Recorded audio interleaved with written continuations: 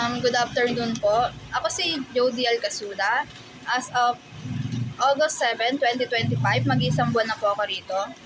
Ang pinakamataas kong late ay noong July 2025, under type isa. Ang highest sales ko ay noong July 2025 with transaction count of 133. So, bumaba ang ABR ko last month ng isa. Ang mga ABR ko ay mostly about po sa pag-fill up po ng form. Upang maiwasan po ito, masaalamin ko po ang pag-fill up at masaaralin pa po ito.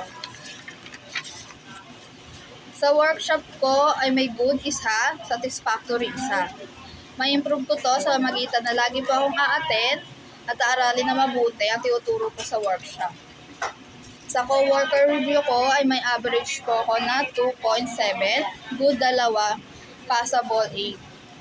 Ma-improve po to sa magitan na masaalamin ko po yung mga item at pagbubutihan ko. Positive comment sa akin ay masaya kasama, maayos sa workspace, focus sa trabaho, masaya at matyaga. Sa negative comment ko po sa akin ay dahil po baguhan po ako, hindi po ako familiarize sa mga iba pong item at minsan po nagkakamali din po ako sa ibang bagay. So kailangan ko po magtanong sa mga iba po namin kasama. Ayun po yung mga negative po sa akin. Sa general comment ay mas pag-aaralan ng mga item, magtanong pag hindi po alam.